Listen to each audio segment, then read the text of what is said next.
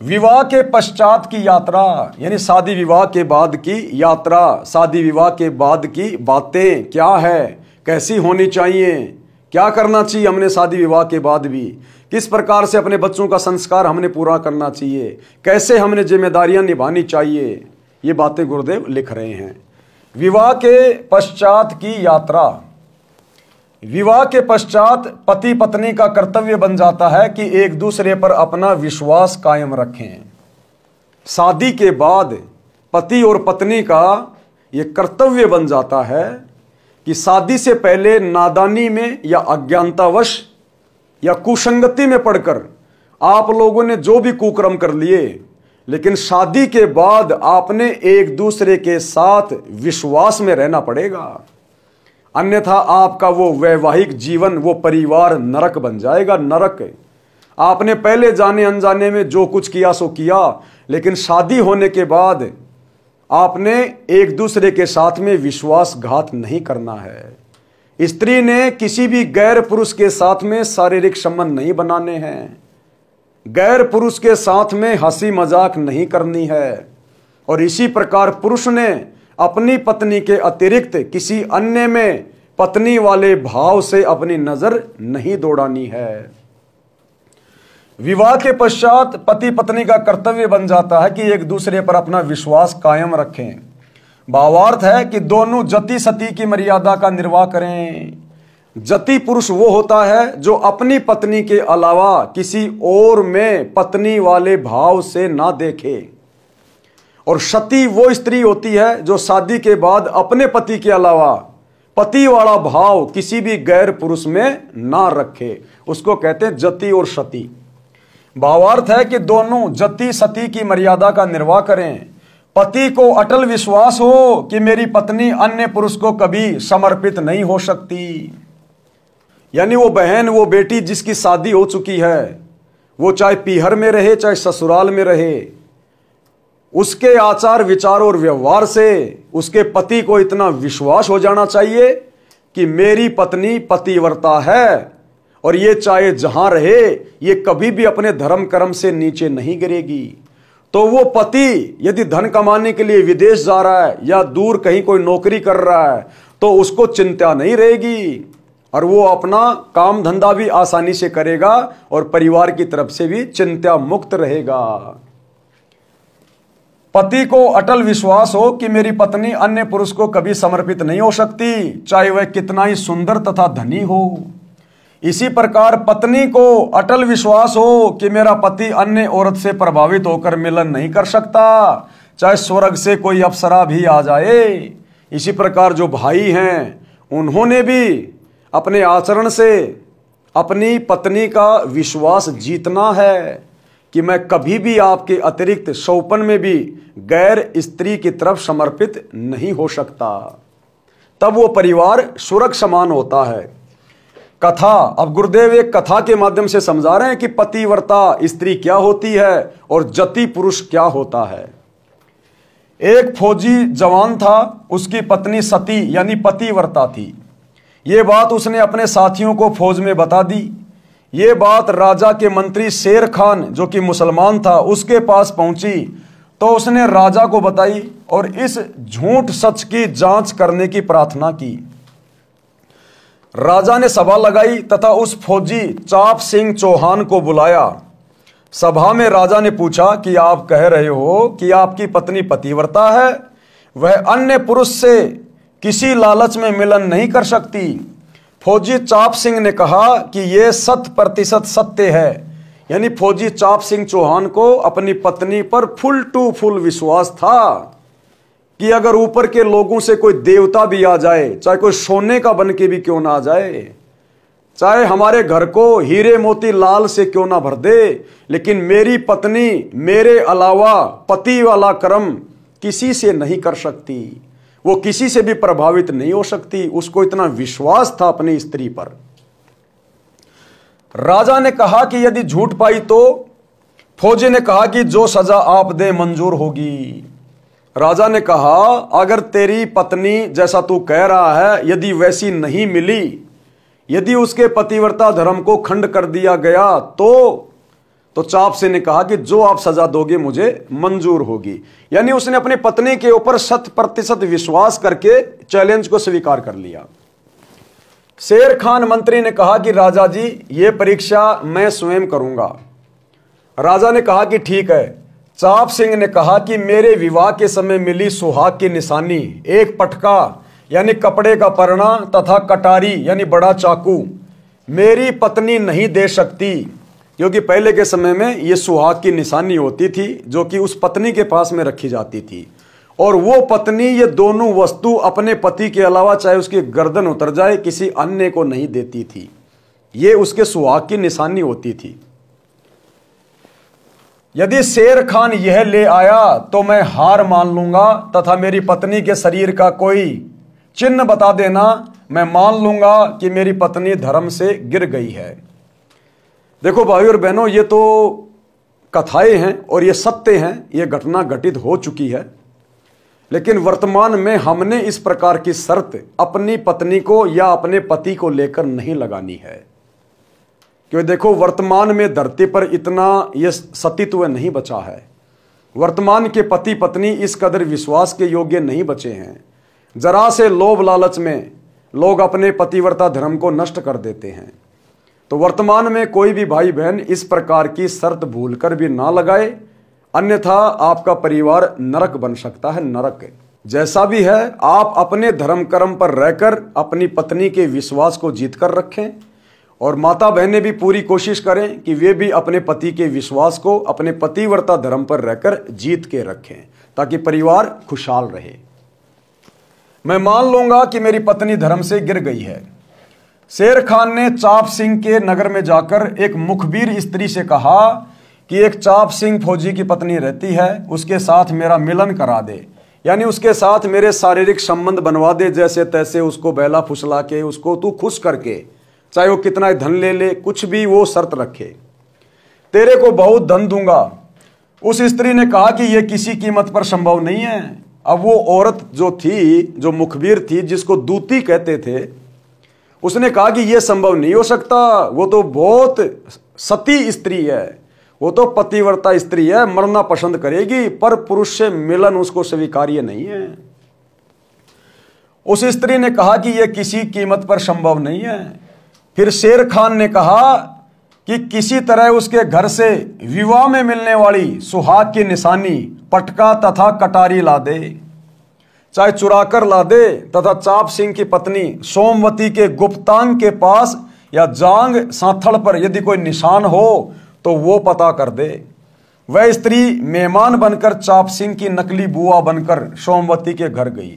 अब वो दूती उस चाप सिंह की बुआ का नाटक करके, क्योंकि नई नई शादी हुई थी, उस सोमवती को मालूम नहीं था कि इसकी बुआ कौन है, कहाँ रहती है। तो वो जो दूती थी, जिनको सारी जानकारी होती थी रिश्तेदारियों की, अब चाप सिंह तो बेचारा अपनी नौकरी कर रहा था, और वो दूती उस शेर खान मंत्री के कहने से चोरी करने के लिए और उन निशान बताने के लिए सोमवती के घर पे चली गई। सोमवती उस समय अकेली थी और कहा कि मैं तेरी बुआ हूं, फला फला गांव से आई हूं, तुमने तो मुझे शादी में भी नहीं बुलाया। अब उस बेचारी ने सोचा भैया बुआ होगी तभी आई होगी। वह स्त्री मेहमान बनकर चाप सिंह की नकली बुआ बनकर सोमवती के घर गई। सोमवती के विवाह के समय तथा पश्चात चाप सिंह की बुआ आई नहीं थी। बीमार होने के कारण विवाह में भी नहीं आ सकी थी। कई दिन रुकी। सोमवती को स्नान करते देखा तो निकट जाकर उसके सुंदर शरीर की प्रशंसा करने के बहाने अंग अंग देखा। सोमवती के गुप्तांग के पास बड़ा तिल था। ये सब निशानी देखकर मुखबिर पटका तथा कटारी चुराकर ले गई और शेर खान मंत्री ने राजा को बताया कि मैं उसके साथ मिलन करके आया हूं। अब वो मंत्री बड़ा निकम्मा था। राजा के सामने अपनी वाहवाही कराने के लिए उसने सब झूठा नाटक रचा और कहा जी मैं इसकी पत्नी के साथ में शारीरिक संबंध बना के आ गया और ये लो वो कटारी और वो पटका और ऐसे ऐसे उसके शरीर के उस अंग पर एक तिल का निशान है, चाप सिंह को बता देना। उसकी जांग में काला तिल है।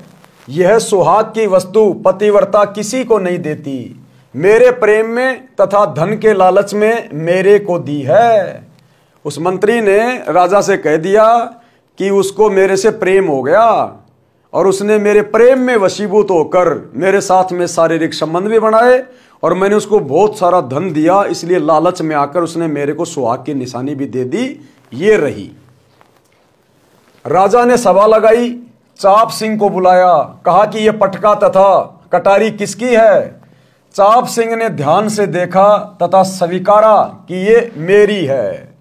शेर खान ने कहा कि और बताऊं, सुन, तेरी पत्नी की दाई जांग पर गुप्तांग के पास काला तिल है। चाप सिंह ने कहा कि यह सब सत्य है, परंतु मेरी पत्नी अपने धर्म से नहीं गिर सकती। फिर भी उस चाप सिंह को अपनी स्त्री पर इस कदर विश्वास कि मेरी पत्नी अपने पतिव्रता धर्म से नहीं गिर सकती। भले ही उसने लालच में आके तेरे को ये कटारी दे दी हो, लेकिन तेरे साथ में वो पति पत्नी मिलन नहीं कर सकती। उसको इतना विश्वास था अपनी औरत पर। यानी भाई और बहनों, उस बहन ने, उस सोमवती ने किस कदर अपनी मर्यादाओं में रहकर अपने आचार विचार व्यवहार को अच्छा बनाकर अपने पति में इतना विश्वास पैदा किया हुआ था कि सब कुछ देखने के बाद भी उसका पति कह रहा है कि भले तू ये सब चीज ले आया होगा उससे, भले ही वो बेचारी लालच में आ गई होगी, लेकिन तू उसके साथ में शारीरिक संबंध नहीं बना सकता। मुझे अपनी पत्नी पर इतना विश्वास है। गुरुदेव का कहने का मतलब है कि आम समाज में जो माता बहनें हैं वो अपने धर्म कर्म पर इस कदर दृढ़ रहें और अपने पति को इस कदर विश्वास दिलाएं कि आप चाहे जहां रहे, आपकी पत्नी मौत को स्वीकार कर लेगी, लेकिन किसी गैर पुरुष के साथ में शारीरिक संबंध स्वीकार नहीं होंगे। इतना विश्वास माता बहनों ने, नव विवाहितों ने एक दूसरे को दिलाना चाहिए अपने धर्म कर्म पर रहते हुए। चाप सिंह ने कहा कि यह सब सत्य है, परंतु मेरी पत्नी अपने धर्म से नहीं गिर सकती। राजा ने कहा कि तू अब भी वही रट लगा रहा है, तू झूठा है। तेरे को आज से 1 महीने बाद फांसी दे दी जाएगी। तेरी जो अंतिम इच्छा हो वह बता। चाप सिंह ने कहा कि मैं अपनी पत्नी से मिलना चाहता हूं। राजा ने आज्ञा दे दी। चाप सिंह अपनी पत्नी के पास आया, उसको बेवफाई के कारण ऊंच नीच कहा और बताया कि मेरे को उस दिन तेरे कारण फांसी लगेगी। सोमवती ने बताया कि आपकी भुआ का नाम लेकर एक स्त्री आई थी, उसने मेरे अंग का चिन्ह देखा तथा पटका और कटारी चुरा ले गई। चाप सिंह ने बताया कि मंत्री शेर खान आया था, उसने यह सब षड्यंत्र रचा है। चाप सिंह वापस लौट गया।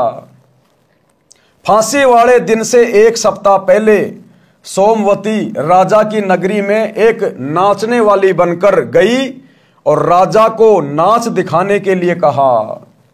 अब उस बहन ने अपने पतिव्रता धर्म को सत्य साबित करना था सबके सामने, क्योंकि जो माता बहनें अपने पतिव्रता धर्म पर इस कदर दृढ़ रहती हैं तो भगवान भी उनका साथ देता है। फिर पतिव्रता स्त्री का, पतिव्रता पुरुष का, फिर परमात्मा साथ देता है। तो परमात्मा ने उसको प्रेरणा करी और उसने कहा कि ठीक है, आप जाइए, मैं अपने भगवान से विनती करूंगी, प्रार्थना करूंगी। क्योंकि जो भाई बहन अपने सत पे रहते हैं, अपने नियम पे, अपने धर्म पे रहते हैं, उनके लिए गुरुदेव कहते हैं कि सत ना छोड़े सूरमा, सत छोड़े पत जाए, और भाई सत के बांधे लक्ष्मी फिर मिलेगी आए। तो उसने कहा कि आप जाइए, आप अपनी नौकरी पे जाइए। और सोमवती ने क्या किया? सोमवती राजा की नगरी में एक नाचने वाली बनकर गई और राजा को नाच दिखाने के लिए कहा। राजा ने आज्ञा दे दी, क्योंकि राजा लोग तो शौकीन होते थे नाचने गाने के। पूरे सभासद उपस्थित थे, यानी दरबार लगा हुआ था, सारे मंत्री थे, वहां पर शेर खान भी था। मंत्री शेर खान भी उपस्थित था। नर्तकी के नृत्य से, यानी उस सोमवती के नाचने से राजा अति प्रसन्न हुआ तथा नर्तकी से कहा कि मांगो, क्या मांगती हो, मैं अति प्रसन्न हूं। नर्तकी ने कहा कि वचनबद्ध हो जाओ। अब सोमवती ने कहा कि राजा जी वचनबद्ध हो जाओ, तब मांगूंगी। राजा ने कहा कि राज्य के अलावा कुछ भी मांग, मैं वचनबद्ध हूं। नर्तकी ने कहा कि आपकी सभा में मेरा चोर है।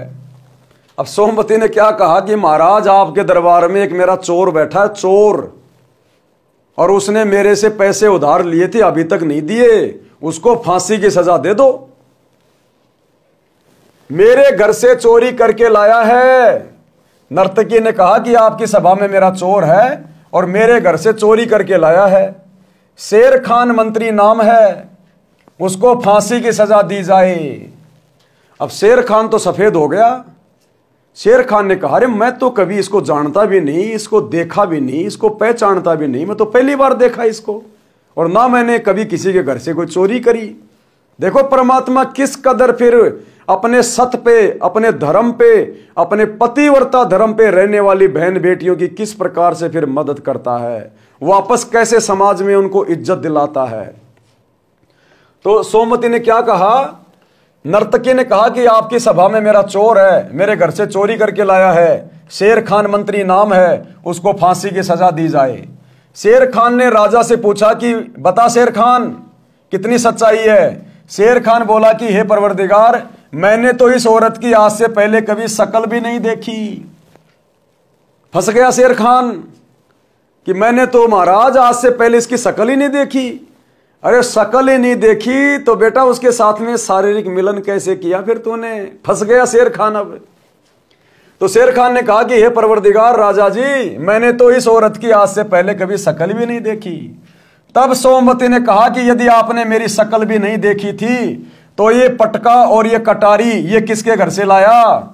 मैं उसी चाप सिंह की पतिव्रता पत्नी हूं जिसे तेरी झूठ के कारण फांसी की सजा दी जा रही है। चाप सिंह को बुलाया गया। राजा ने चाप सिंह को आधा राज्य सौंप दिया और क्षमा कर दिया और शेर खान को फांसी पे चढ़ा दिया।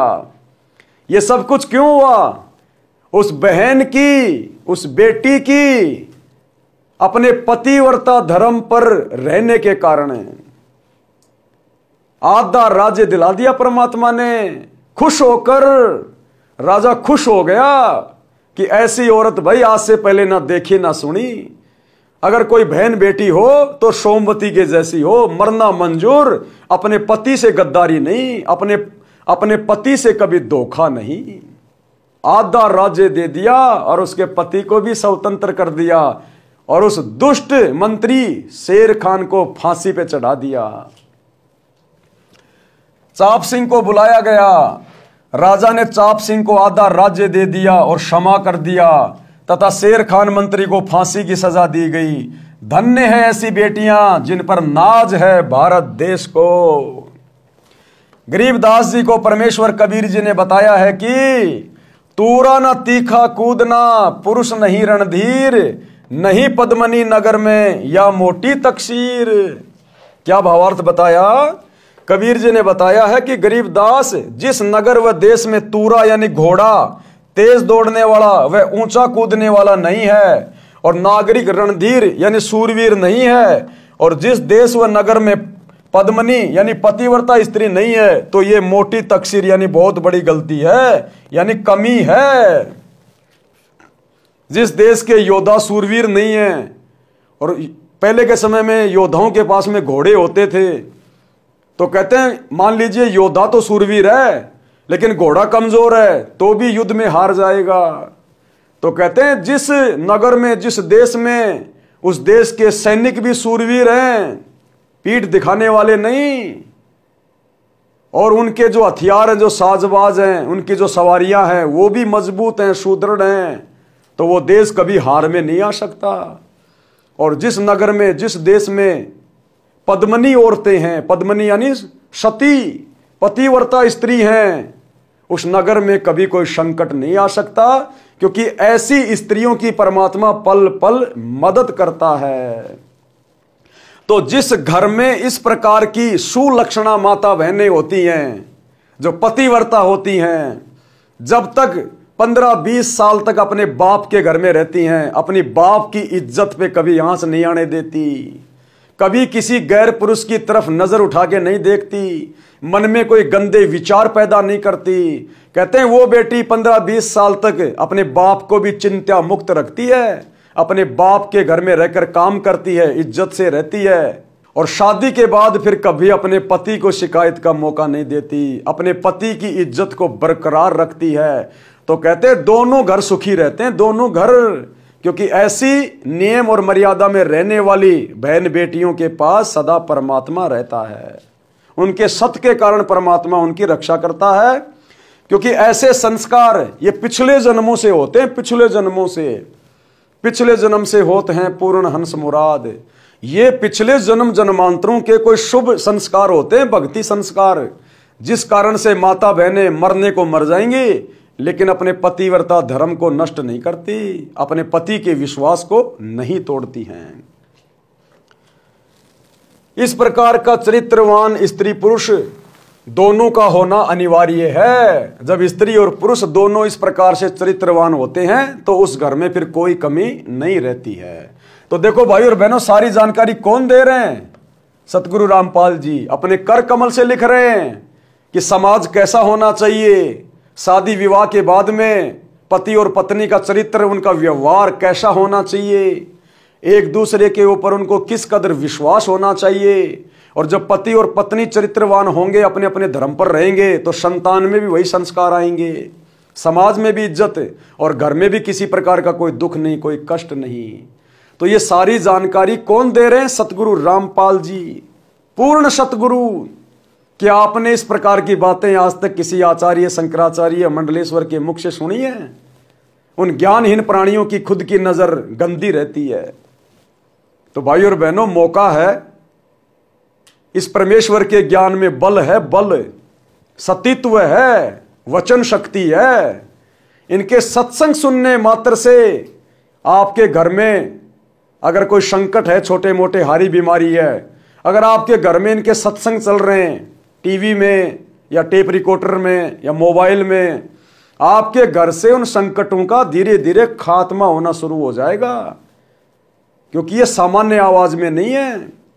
जब आप सतगुरु के मुख कमल से सत्संग सुनेंगे यूट्यूब पे जाके अपने मोबाइल में, ये पूर्ण संत है, इनके वचन में शक्ति है, आपके संकटों का मर्दन यानी विनाश होना शुरू हो जाएगा। और जिस दिन आप इनसे नाम उपदेश ले लोगे, उस दिन तो संकटों का नामो निशान खत्म कर देगा ये परमात्मा। तो सतगुरु के जितना जल्दी हो सके सत्संग सुनकर जुड़ने का प्रयास करें।